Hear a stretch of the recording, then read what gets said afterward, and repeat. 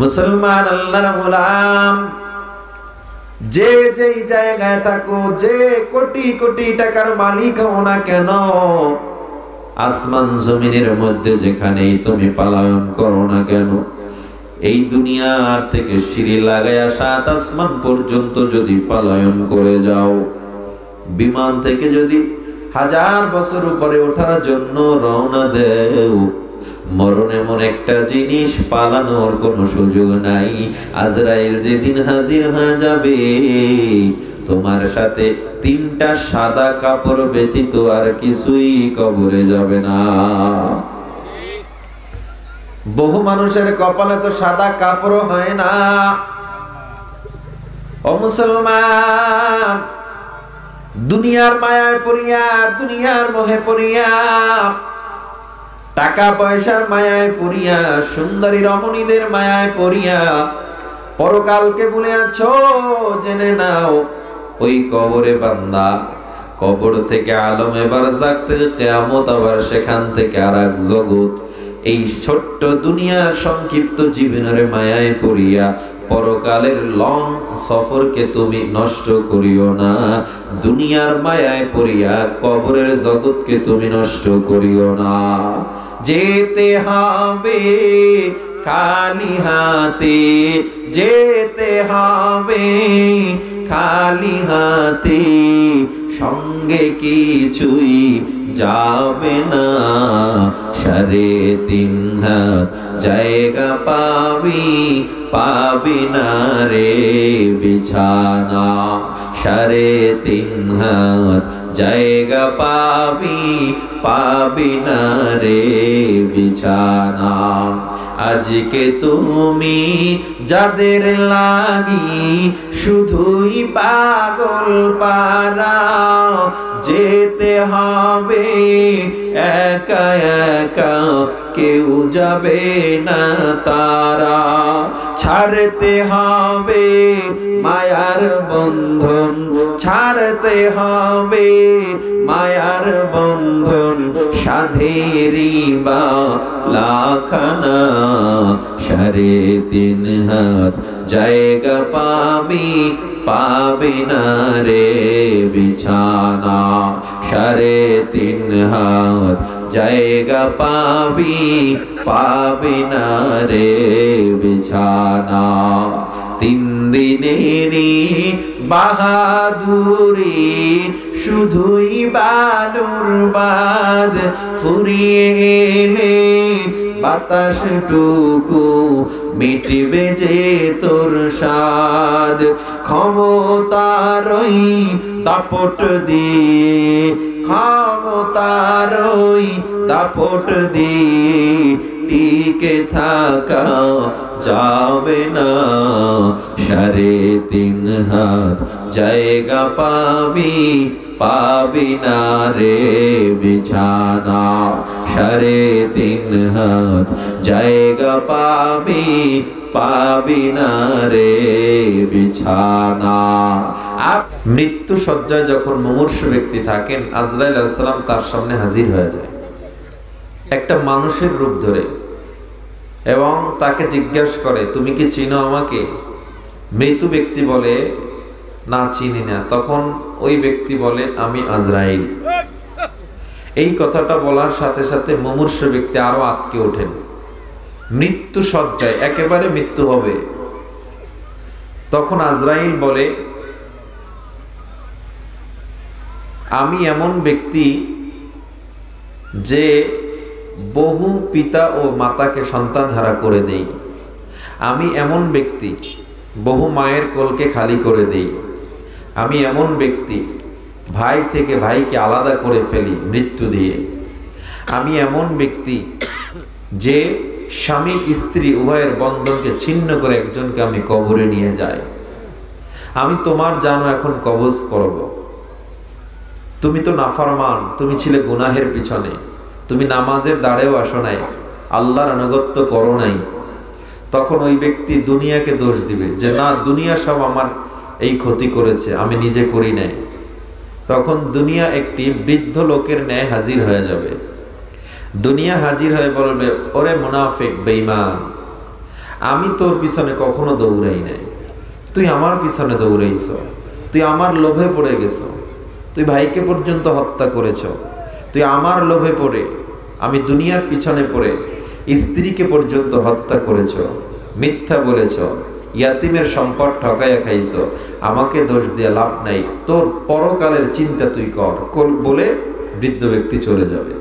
ওই বৃদ্ধ ব্যক্তিকে দুনিয়া। আজরাইল আলাইহিস সালাম এরপরে ওর জান কবজ করবে। এই জান কবজের দারুণ একটা ঘটনা হাদিসে পড়েছি। আপনার আমার যখন মৃত্যু হবে, এই মৃত্যুর 40 দিন পূর্বে আপনার আমার নাম আসমানে ঘোষণা হয়ে যায়। 40 দিন পূর্বে আল্লাহর নবী আসমান সফর করতেছিলেন, হঠাৎ করে আজরাইলের সাথে দেখা। আল্লাহর নবী আজরাইল আলাইহিস সালামকে সালাম দিলেন। আজরাইল আলাইহিস সালাম সালামের উত্তর দেয় না। আল্লাহর নবী একটু চিন্তিত হয়ে পড়লেন। সরাসরি আল্লাহ আজরাইলকে ডেকে বলেন, আজরাইল, আমার নবী মুহাম্মদ ওনার সালামের উত্তর দাও এবং যা যা জিজ্ঞাসা করে তুমি সঠিকভাবে জবাব দিয়ে দাও। তখন আজরাইল আলাইহিস সালাম নবীর সালামের উত্তর দিয়ে তার আসন ছেড়ে নবীর কাছে গিয়ে আদবের সাথে বলে, নবী, আপনি আমাকে ক্ষমা করবেন। আল্লাহ আমাকে সৃষ্টির পর থেকে এই পর্যন্ত একটা মুহূর্ত আমাকে সময় দেয় নাই আমি কারো সালামের উত্তর দিব, এই সুযোগটাও আমার হয় নাই, কারণ আমাকে পৃথিবীতে প্রতিদিন কোটি কোটি প্রাণের জান কবজ করতে হয়। নবী, আমার জীবনে আমি এই আপনাকে সহ আমি 3 বার আমার আসন ছাড়লাম। একবার হযরত মুসা আলাইহিস সালামের জান কবজ করার সময়, আর দ্বিতীয়বার হযরত আদম আলাইহিস সালামকে সৃষ্টির সময় আল্লাহ যে মাটি আনতে বলেছিলেন, জিবরিল আলাইহিস সালাম মাটি আনতে অস্বীকার করেছিলেন। কারণ মাটির কাছে গিয়েছিলেন, মাটি বলছে, আল্লাহর কসম হে জিবরিল, এই মাটিতে তুমি হাত দিবা না, এই মাটি দিয়ে আল্লাহ মানুষ বানাবে আর এই মানুষ গুনাহ করবে আর আগুনে পুড়বো আমি, এটা আমি হতে দিব না। জিবরিল চলে যান, মিকাইল চলে যান। আল্লাহ আজরাইলকে অর্ডার করেছিলেন, আজরাইল তুমি যাও। আজরাইল যখন মাটিতে হাত দিবে মাটি আবার চিল্লায় উঠছে, খবরদার আজরাইল, আমার গায়ে হাত দিবা না, এই আমাকে দিয়ে আল্লাহ মানুষ বানাবে আর নাফরমানি করবে, নামাজ ছাড়বে, আল্লাহর পরে জাহান্নামে জ্বালাবে, এত কষ্ট আমি সইতে পারবো না। আজরাইল আলাইহিস সালাম এরপরও মাটিতে থাবা দিয়েছিল। মাটিতে যখন আজরাইল আঘাত করেছে, এক হাতে আজরাইলের 40 মণ মাটি উঠেছিল। সেই মাটি আল্লাহ বৃষ্টি দিয়ে 40 দিন বৃষ্টি দিয়ে এঁটেল মাটিটা আল্লাহ নরম করে ফেলেন। এরপর আল্লাহ কুদরতি দৃষ্টি দিয়ে হযরত আদমকে সৃষ্টি করেছিলেন এবং নিজের কুদরতি হাত দিয়ে আল্লাহ প্রত্যেকটা মানুষের চেহারা তৈরি করে থাকেন। এই আজরাইল ওই একদিন উঠেছিল, আর মুসা আলাইহিস সালামের জান কবজের সময় আর উঠলো এই নবীর সামনে কথা বলার সময়। আল্লাহর নবী প্রশ্ন করেন, হে আজরাইল, তুমি কিরূপ পরিমাণ মানুষের জান কবজ করো, তোমার কি কষ্ট হয় না? আজরাইল আলাইহিস সালাম বলে, আল্লাহ আমার দিলটাকে এত কঠোর বানাইছে, আমি বহু মাকে আমি সন্তান হারা করে ফেলি, আমার দিলটা আল্লাহ এমন কঠোর বানাইছে, বহু ভাইয়ের রক্ত কত সম্পর্ক আমি ছিন্ন করে ফেলি, আল্লাহ আমার দিলকে এই কঠোরতা দিয়েছে। আল্লাহর নবী বলে, তুমি এত জান কিভাবে কবজ করো? আজরাইল আলাইহিস সালাম বলে, হে নবী, আল্লাহ তাআলা এই যে একটা গাছ সৃষ্টি করেছে, দেখেন এই গাছের ভিতর আল্লাহ এত পরিমাণে পাতা রেখেছেন, পৃথিবীতে যত প্রাণী আমার সামনে এই গাছটা আল্লাহ তত প্রাণীর পরিমাণ জান কবজ যে পৃথিবীতে আছে ওই পরিমাণ পাতা আল্লাহ এই গাছটায় সৃষ্টি করেছেন। যেই প্রাণী যেই মানুষ মারা যাবে, ওই মানুষ মারা যাওয়ার 40 দিন আগে এই গাছের পাতাটা আমার সামনে যে আপনি নূরের টেবিল দেখতেছেন, এই টেবিলের উপরে ছিঁড়ে পড়ে। আমি তখন গাছের পাতাটায় লক্ষ্য করে দেখি কার নাম। আমি আমার ডায়েরি খুলি, ডায়েরি খুলে এরপরে দেখি অমুক ব্যক্তি অমুক জায়গার অমুক ব্যক্তি অমুক স্থানে অমুক দিন মৃত্যুবরণ করবে, তার ঠিকানা সব কিছু লেখা থাকে। আমি পৃষ্ঠাটা চিরে আসমানে আমি লটকাইয়া দেই, ঝুলাইয়া দেই এবং গোটা আসমানে সবাই জেনে ফেলে আগামী 40 দিনের মাথায় মনিরামপুরের মদিনাবাগের ওই মাদ্রাসার কিনারায় অমুক ব্যক্তির জান কবজ হয়ে যাবে, পৃথিবী থেকে বিদায় হয়ে যাবে। 40 দিন আগে আল্লাহর নবী প্রশ্ন করলেন, আজরাইল তোমার চেহারা 4টা কেন? আজরাইলের চেহারা কয়টা? সামনের চেহারা। আল্লাহর নবীর উত্তরে আজরাইল বলেন, হে নবী, আমার এই যে সামনের চেহারাটা দেখেন, এটা আল্লাহ নূর দিয়ে সৃষ্টি করেছেন। আমি আমার এই নূরের চেহারা দিয়া আমি মুমিন বান্দার জান কবজ করে থাকি। আমার ডান পার্শ্বের যে চেহারাটা দেখতেছেন, আমার এই চেহারা আল্লাহ তাআলা আযাব দিয়ে সৃষ্টি করেছে। আমি এটা দিয়ে মুনাফিকের জান কবজ করে থাকি। আমার বাম দিকের চেহারাটা আল্লাহ পাকের রাগ বা ক্রোধ দিয়ে সৃষ্টি করেছেন। এটা দিয়ে আমি পাপী বান্দার জান কবজ করে থাকি। আর আমার পিছনের যে চেহারাটা দেখেন, এটা আল্লাহ জাহান্নামের আগুন দিয়ে বানাইছে। এটা দিয়ে আমি মুশরিকদের জান এবং কাফেরদের জান কবজ করে থাকি। আজরাইল আলাইহিস সালামের এক হাত পশ্চিমে আর এক হাত পূর্বে পৃথিবীতে, এক পাও হলো দক্ষিণে আর এক পাও উত্তরে। আজরাইল আলাইহিস সালাম এত ভয়ঙ্কর, আল্লাহর নবী বলেন পুরো পৃথিবীর পানি যদি আজরাইলের মাথায় ফেলে দেওয়া হয়, পুরো সমুদ্রের পানি, সাগরের পানি, আটলান্টিক, প্রশান্ত, বঙ্গোপ সহ আরব সাগর সহ সব পানিও যদি এক জায়গায় ফেলানো হয়, আজরাইলের মাথা থেকে এক ফোঁটা পানি নিচে পড়বে না। আজরাইলের শরীরে আল্লাহ যে 2টা পাখা দিয়েছেন, এই পাখায় আল্লাহ আরো কোটি কোটি পালক সৃষ্টি করেছেন।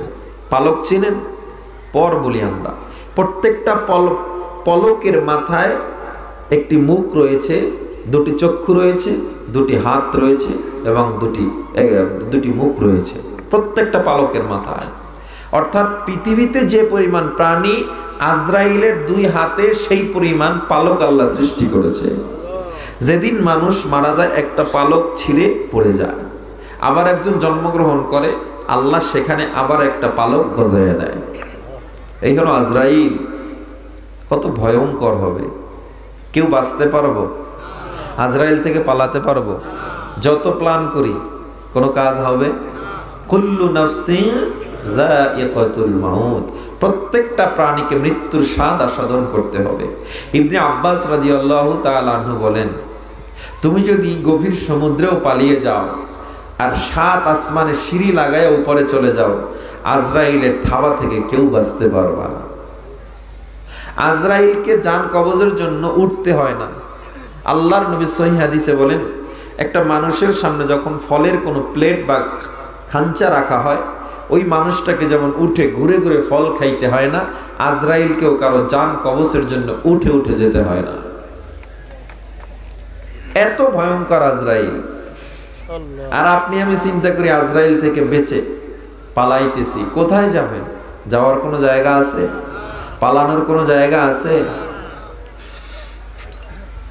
এজন্য আল্লাহ বলেন, খবরদার, খবরদার মানুষ, খবরদার, খবরদার, মুসলমান না হয়ে মরো না। কারণ কবরে গেলে তোমার পীরের পরিচয় দিয়ে তুমি মাপ পেতে পারবা না। কবরে গেলে তুমি দলের পরিচয় দিয়ে মাপ পেতে পারবা না। কবরে গেলে তোমার নেতার পরিচয় দিয়ে তুমি মাপ পাইবা না। এই কবরে শুধুমাত্র আমি আল্লাহ দেখবো কার আমলটা ভালো। যার আমল ভালো আমি আল্লাহ তাকে মুক্ত করে দিব, ছাড় দিয়ে দিব। ওয়া আসহাবুল ইয়ামিনি মা আসহাবুল ইয়ামিন ওয়া আসহাবুশ শিমালি মা আসহাবুশ শিমাল। যারা ডান পার্শ্বে থাকবে তাদের অবস্থা কতই না ভালো, আর যারা বাম পার্শ্বে থাকবে তাদের অবস্থা কতই না খারাপ। আল্লাহ তাআলা মিজানের পাল্লা, যেটা আমরা জানি মিজান, এই মিজানের পাল্লায় আপনার আমার নেকি দিবেন। আপনার আমার নেকি এবং গুনাহ যখন এক জায়গায় দেয়া হবে, আপনার আমার নেকিটা হালকা হয়ে যখন গুনাহটা ভারী হয়ে যাবে, এরকম গুনার বোঝা এখানে, নেকির বোঝা এখানে, এই এত পার্থক্য। তখন আল্লাহ তাআলা বলবেন, ফেরেশতারা এই লোকের কি আর কোনো নেক কাজ নাই? তখন ফেরেশতারা বলবেন, না আল্লাহ নাই, দেখো ওর চরিত্র কেমন ছিল, ওর আচার ব্যবহার, বিনয় নম্রতা কেমন ছিল। তখন ফেরেশতারা দেখবে এই লোক অনেক ভদ্র ছিল, মানুষের সাথে রাগ করে নাই, মানুষকে গালি দেয় নাই, অযথা মানুষের সাথে খারাপ ব্যবহার করে নাই, গীবত করে নাই, বিনয় নম্র হয়ে চলছে। হুসনে খুলুক যাকে বলা হয়, যাদের ব্যবহার ভালো, মূর্খতা কম, গালাগালি কম, এই উত্তম চরিত্রের মানুষের উত্তম চরিত্রটা আল্লাহ যখন ওই মিজানের পাল্লায় নেকির কাছে দিবে, সাথে সাথে মিজানের পাল্লাটা ভারী হয়ে যাবে। তাইলে উত্তম চরিত্রের দাম আছে না নাই? ভালো আদর্শওয়ালা বিনয় নম্র জীবনের দাম আছে না নাই? ভাইরে, আপনার আমার বাসায় 2:30টার খানা 3টায় গেলে 2টার খানা 2:30টায় যদি চলে যায়, বিবির সাথে রাগ করতে আর দেরি করে না। ঠিক কিনা জোরে বলেন? রাগারাগি, রাগ একটা মহামারাত্মক ব্যাধি। আল্লাহর নবীর জীবনী পড়ে দেখেন, নবীর জীবনীতে রাগ বলতে ছিলই না। অল্প মাঝে মধ্যে আল্লাহর নবীর রাগ। আর আপনার আমার লাকাদ খালাকনাল ইনসান লাকাদ কানা লাকুম ফি রাসূলিল্লাহি উসওয়াতুন হাসানা। আল্লাহর নবীর জীবনীতেই রয়েছে মুমিনদের জন্য, মুসলমানের জন্য, মানুষের জন্য সর্বশ্রেষ্ঠ চরিত্র, সর্বশ্রেষ্ঠ আদর্শ। যারা নবীর আদর্শ মেনে চলবে তারাই উভয় জগতে কামিয়াব হয়ে যাবে। উত্তম চরিত্রের প্রয়োজন আছে না নাই? আপনাকে আমাকে কেউ গালি দিলে আপনার আমার কাজ তাকে আমার গালি দেওয়া। কেউ একটা গালি দিছে, আমি 10টা গালি দিব। কেউ আমাকে নিয়ে ফেসবুকে লেখালেখি করছে, আমি তাকে নিয়ে লিখব। কেউ আমার বিরুদ্ধে গীবত করেছে, আমি তার বিরুদ্ধে গীবত করব। আল্লাহর নবী বলেন, মান সাতারা মুসলিমান সাতারাহুল্লাহু ফিদ দুনিয়া ওয়াল আখিরা। যে ব্যক্তি কোনো মানুষের দোষ গোপন রাখবে, আল্লাহ দুনিয়া ও আখিরাতে তার দোষ গোপন রাখবে। আর আপনি আমি কি করি বাজান? অন্যের দোষ সাজায়া গুছাইয়ের পরে মানুষের সামনে প্রকাশ করতেছি। এটা নবীর চরিত্র হতে পারে না। দোষীকেও কেন আপনি দোষী বলতেছেন? আপনি দোষীকেও কেন দোষী বলতেছেন? তার দোষের ব্যাপারে কে জানে? আল্লাহ সিদ্ধান্ত নেবেন। আপনার তো উচিত কারো দোষ গোপন রাখা, আপনার তো উচিত। আজকাল ফেসবুক ইউটিউবে দেখা যায় আমাদের মতো হুজুররাও চ্যানেল খুলে রোস্টেড ভিডিও বলে, অন্যের দোষটাকে ভালো করে প্রমোট করে। কেউ ভুল বলছে সেটাকে সে প্রমোট করে, প্রচুর মানুষের সামনে ছড়াইয়া দেয় ফেসবুকের মাধ্যমে। অমুকে দেখেন কি বলেছে, এইটা বলছে, সে এইটা করছে, এইটা করছে, এইটা করছে। একজন বসে বসে আর একজনের দোষ বৃত্তান্ত বর্ণনা করতেছে। এটা নবীর চরিত্র হতে পারে না, এটা নবীওয়ালা আদর্শ হতে পারে না। ঠিক কিনা? নবীওয়ালা আদর্শ কেউ দোষ করছে, আপনার যদি দেখেন না তার দ্বারা সমাজের ক্ষতি হচ্ছে, আপনার প্রয়োজনে গাড়ি ভাড়া দিয়ে এরপরে আপনি তার কাছে যান, গিয়ে পায়ে ধরেন। সমস্যা কি? যে ভাই এই দোষ কইরেন না, এর দ্বারা সমাজের ক্ষতি হচ্ছে। পায়ে ধরবেন, আপনার গায়রাত, পায়ে ধরবেন কেন? দোষ হয়ে করছে আপনি পায়ে ধরবেন কেন? দরকার নাই পায়ে ধরার, কিন্তু তাকে গিয়ে বলা তো আপনার উচিত ছিল, ফেসবুকে লেখালেখি না করে। আপনি লেখালেখি করতেছেন আর একজন আলেম নিয়ে, এক আলেম আর এক আলেম নিয়ে লিখতেছে। এক সাধারণ মানুষ আর একজন সাধারণ মানুষ এবং আলেমকে নিয়ে ফেসবুকে রোস্টেড ভিডিও বানায়, আর একজনের বৃত্তান্ত বর্ণনা করতেছে। আহারে, তাকওয়াবান মানুষ এখন দেখা যায় ফেসবুকে, হৃদয় আগ্রহী হৃদয়বান মানুষগুলো দেখা যায় এখন ফেসবুকে বড় উপকার করতেছে। যারা এগুলো করে কখনো দেখি নাই অমুক এত সুন্দর একটা আলোচনা করছে অমুক জায়গায়, তার দ্বারা এই আলোচনা দ্বারা এই উপকার হয়েছে, তার ময়দানে থাকার কারণে এই উপকার হয়েছে, এবং তার মাধ্যমে 10টা মানুষ কান্না করেছে, হেদায়েতের বাণী পেয়েছে। এগুলো নিয়ে কোনো ভিডিও বানায় না, কারণ তখন ভিউ পাওয়া যাবে না। ভিউ না পাওয়া গেলে তো লাভ নেই, ঠিক না? আল্লাহ আমাদের সবাইকে হেফাজত করে। আমার থেকেও ভুল হলে আল্লাহ আমাকেও যেন মাফ করে দেন। জোরে বলেন আমিন। আমরা কি নবীর উত্তম আদর্শ মানতে চাই? যদি মানতেই চাই, আপনার আমার প্রথম কাজ হলো, প্রথম কাজ আল্লাহর নবীর আদর্শ মানতে গেলে 1 নম্বরে ইকরার বিল লিসান, তাসদিক বিল জিনান, আমাল বিল আরকান। মুখে যেটা স্বীকার করব, অন্তরে সেটা বিশ্বাস করব, কাজেও, কিন্তু কাজে তো পরিণত করি না। 40 বার হজ করছে হাজী সাহেব, তার মেয়েটা এখনো বেপরদায় চলে, আছে না নাই? আপনি যত বড় তাহাজ্জুদওয়ালা হন, যত বড় নামাজি হন, যত বড় আওয়াবিনওয়ালা হন আর দানবীর হন, আপনার সন্তান এখনো ইসলাম শিখলো না, আপনি তাকে নিয়ে ভাবেন না। যত টাকা চাই দিচ্ছেন, তাকে আপনি মোটরসাইকেল কিনে দিচ্ছেন, তার যত টাকা ব্যয়ের দরকার প্রতিদিন সব দিয়ে দিচ্ছেন। কিয়ামতের দিন ওই সন্তানের মামলায় আপনাকে জাহান্নামে যেতে হবে। মনে রাখেন, আল্লাহ নিজেরে বাঁচতে কয় নাই, শুধু নিজে এবং আহাল পরিবারকে বাঁচাতে বলছে। রমজান সামনে আসতেছে, রমজান আসলে দেখা যায় মা সন্তানকে উঠাতে চায়, বাবা নিষেধ করে, উঠাইও না, শরীরটা ভেঙে যাবে, সমস্যা হবে, থাক। ফজরের সময় সন্তানকে উঠায় না মা বাবা, কিয়ামতের দিন ধরা খাবে, কিয়ামতের দিন। খবরদার, মেয়েটা বেপরদায় চলে, আপনার কি কোনো দায়িত্ব নাই? অবশ্যই ইনশাআল্লাহ দায়িত্ব থাকবে নাকি? আফসোস মুসলমানের জন্য, সাধারণ মুসলমান একটা জ্ঞান, বেঈমানরা ইহুদিরা আজান শুনে মসজিদে যায় না, আর মুসলমানের সন্তানও আজান শুনে মসজিদে যায় না। ইহুদি খ্রিস্টানরা কখনো দেখলাম না আমাদের ইফতারিতে ইফতারি করছে, কখনো দেখলাম না আমাদের কোন অনুষ্ঠানে আসছে, ঈদের দিন আসছে, আর মুসলমানের সন্তান দুর্গা পূজায়, কালী পূজায় গিয়ে প্রসাদ খায়। মুসলমানের কোন যুবককে পাওয়া যায় না ফজরের সময় মসজিদে, কিন্তু আর্জেন্টিনা ব্রাজিলের খেলা হলে 3টা 4টার সময় অ্যালার্ম দিয়ে খেলা দেখার জন্য উঠে যায়। যেই সমাজে এই যে মুসলমানের বাচ্চারা এতটুকু পর্যন্ত আল্লাহকে মানে না, এই সমাজ থেকে কোনোদিন ভাইরাস যাবে না এবং এই সমাজে কোনোদিন শান্তি আসবে না। শান্তি যদি পেতে হয় দ্বীনের পথে আসো, শান্তি যদি পেতে হয় আল্লাহর নবীর আদর্শ মেনে নাও, আমি গ্যারান্টি দিয়ে দিলাম আপনি উভয় জগতেই সফল হবেন ইনশাআল্লাহ। প্রত্যেক প্রাণীকে মরতে হবে, যত বাহাদুরি করেন, যাই করেন না কেন, মরা লাগবে কি লাগবে না? এজন্য আল্লাহ বলেন কুল্লু নাফসিন যায়িকাতুল মাউত, মাউতু কাসিন, কুল্লু নাসিন শারিবুন, কবরু বাইতিন কুল্লু নাসিন দাখিলু, ইহা হাম সব মুসাফির হ্যায়, কবর আখির ঠিকানা, कोई आगे रवाना है कोई पीछे रवाना। মৃত্যু আসিয়া সচেতন যত অচেতন করিয়া গেল, জীবনের যত স্বাদ জল্পনা শীতল করিয়া দিল। মুসলমান আল্লাহর গোলাম, যে যেই জায়গায় থাকো, যে কোটি কোটি টাকার মালিক হও না কেন, আসমান জমিনের মধ্যে যেখানেই তুমি পালায়ন করো না কেন, এই দুনিয়ার থেকে সিঁড়ি লাগায়া 7 আসমান পর্যন্ত যদি পালায়ন করে যাও, বিমান থেকে যদি 1000 বছর উপরে ওঠার জন্য রওনা দেও, মরণ এমন একটা জিনিস, পালানোর কোনো সুযোগ নাই। আজরাইল যেদিন হাজির হয়ে যাবে, তোমার সাথে 3টা সাদা কাপড় ব্যতীত আর কিছুই কবরে যাবে না। বহু মানুষের কপালে তো সাদা কাপড় হয় না।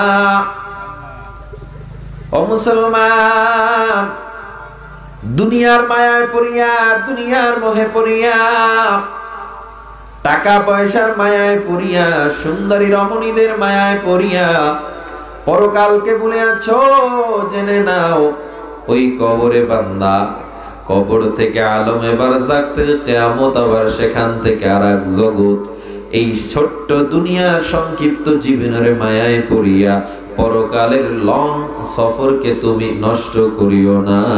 দুনিয়ার মায়ায় পড়িয়া কবরের জগৎকে তুমি নষ্ট করিও না।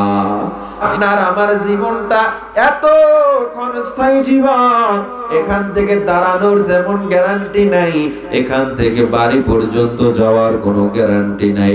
ওরে বান্দা, যেখানে তোমার 1 সেকেন্ডের গ্যারান্টি নাই, সেখানে তুমি কিভাবে লং জীবনের প্রসেসের জন্য চেষ্টা করো, অথচ আখিরাতের জন্য কোনো চিন্তা নাই। আল্লাহ পাকের পয়গম্বর মুহাম্মদুর রাসূলুল্লাহ সাল্লাল্লাহু আলাইহি ওয়াসাল্লাম জানা দেয়, ও দুনিয়ার মানুষ, মৃত্যুর কথা দৈনিক কমপক্ষে 100 বার স্মরণ করো। কয়বার? 100 বার। কমপক্ষে 100 বার মৃত্যুর কথা স্মরণ করো। স্মরণ করতে করতে করতে করতে যখন মাথায় ঢুকে যাবে, আয় হায় এই দুনিয়াটা তো কিছুই না, চিন্তার সাথে সাথে তোমার মাথায় আর একটা টেনশন ঢুকবে, আমার জীবনটাকে আমি কোন পথে চালাইতেছি, আমার মালিক যে আমারে এত দয়া করে বানাইলো, আমার মালিক যে আমারে এত নিয়ামত দিল, আমি এ পর্যন্ত মালিকরে কতটুকু শুকর আদায় করতে পারছি। ও নবীর উম্মত রে, দাও আমার আল্লাহ তাআলা জানায় দেয় মিনহা খালাকনাকুম ওয়া ফিহা নুঈদুকুম ওয়া মিনহা নুখরিজুকুম তারাতান উখরা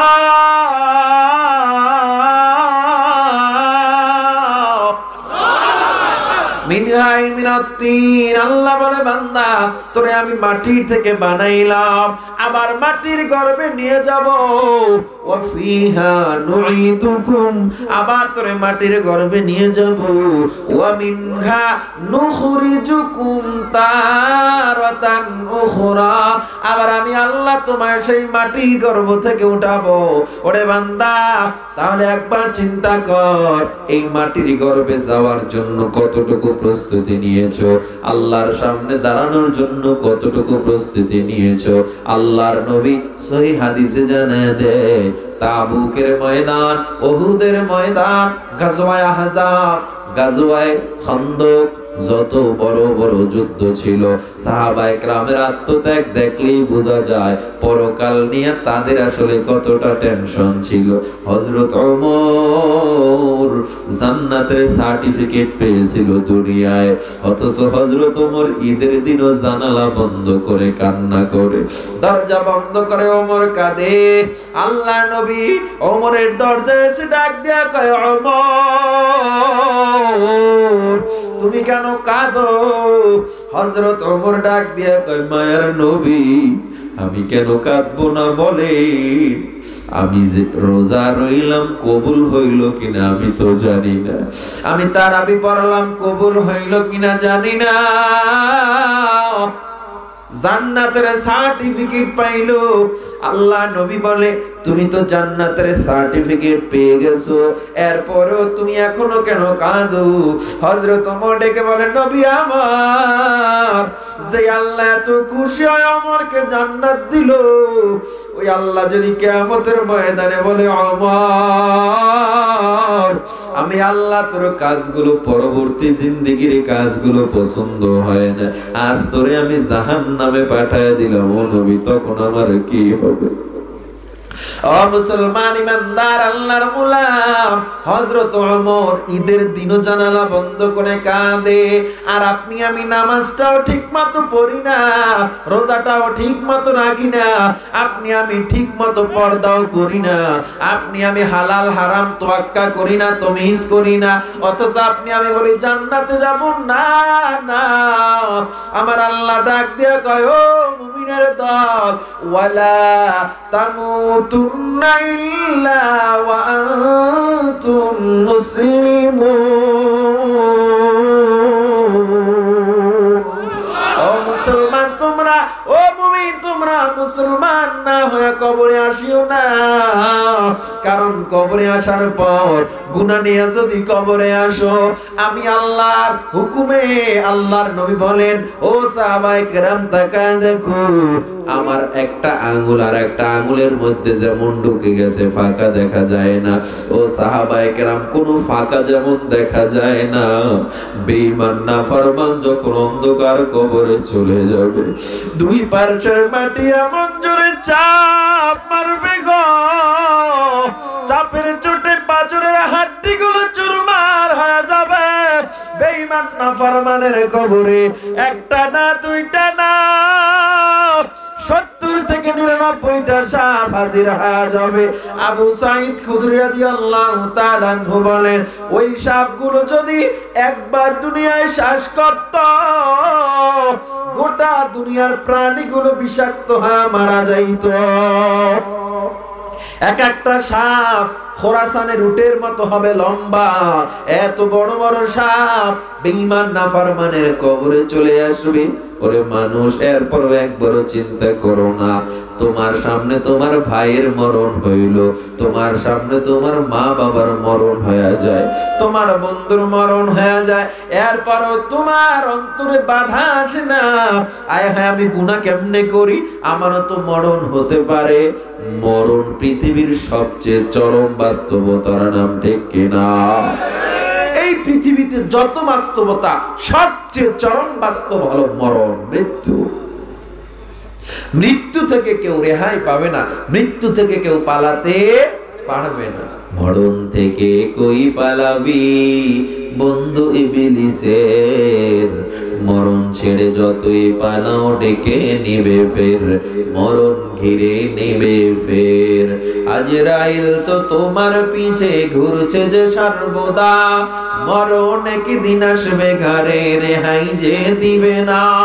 গ্যারান্টি কি আছে তোমার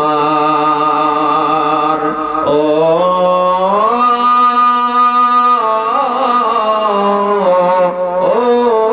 মানুষ, গ্যারান্টি কি আছে তোমার খানিকে হায়াতের?